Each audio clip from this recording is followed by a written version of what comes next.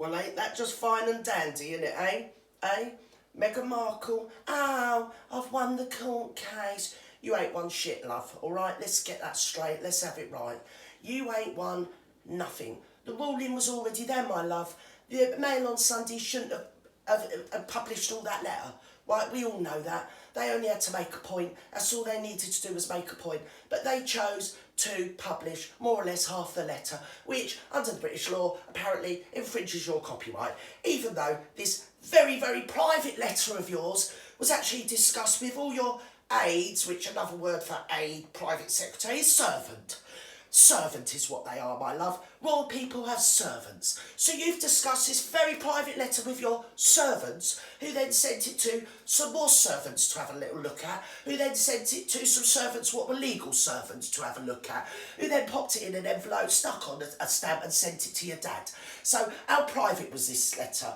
But I must admit, under current British law, yes, they infringe your copyright because it's your letter and you can send it to who you want and you can tell your friends to go and talk about it to magazines and put your dad in a bad light. Mail on Sunday then approached your dad and said to your dad, oh, it's a bit nasty the way your daughter's treating you. I mean, you don't deserve it. You've got a right to reply. At which time the poor old man, who hasn't had a lot to do with your current zeitgeist of the media world and your social media and everything, quite rightly, didn't realise he was being set up. Now, I've got to tell you, YouTube viewers, I've looked into this extensively. And the interesting point is that nobody's asking this question. Them paparazzis that actually approached you, Mr. Markle, right to the beginning of this whole Markle debacle, who were they? Where did they come from? Oh, I ain't being funny, but you out there in the voodoo world, you want to get your Google fingers out. That's what you want to do. You want to start Googling that because it will tell you a very, very interesting little story that I am not prepared to divulge in and on here to the whole world because, well, I ain't Meghan bloody Markle. And not only that, it's a very interesting story and it pertains very interestingly to this whole, oh, I'm a victim. She's not a victim. He was set up. End of. Paparazzi approached him, and once you find out who the paparazzi were, it'll be up to you to make your own mind up, okay? He was set up. Silly old git. He didn't know what he was doing. He was sat there, I don't know what he was doing, looking at pictures of Stonehenge and the Queen and one thing and another. I mean, at the end of the day, he was excited. He put a lot of love into you. He'd sent you to all the best schools. He'd sent you to all the best universities. He'd ferried you here, ferried you there. He bought you salad in some posh salad bar or whatever. I mean, $4.99. Oh, you're living in poverty. I can only afford $4.99. Listen, round here you'd be lucky to spend 50p, let alone $4.99 on a salad, my love. We ain't got it. That's a bloody luxury from where I live. Bloody cheek. I don't know who you think you are. And then you've come out and said, oh, this isn't just a win for me, it's a win for everyone. No, it ain't. It ain't even a win for you. Because in the court of public opinion, all you've done is solidifies people's attitude that you're nothing but a spoiled and quite nasty, vicious and toxic little mare.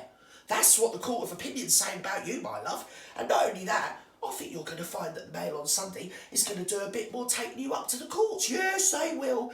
Yeah, listen, you're a little fish playing with the big boys now, my love. You're playing with the big boys, you Lord Bothermere, whatever his name is. He's a big... And another thing, you turned around in that ridiculous statement yesterday and you said, oh, they're a Daily Fail. Listen up.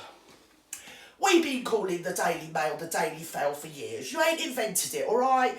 They ain't Procter & Gamble, love. It weren't you that set no precedent, okay? It was already there, the law. I mean, admit me, I don't know why you don't just go around telling everyone you built Buckingham Palace when you had it, really. And another thing, the way you treated your sister in those emails is absolutely beyond all disgusting. I mean, how you show your face, I do not know.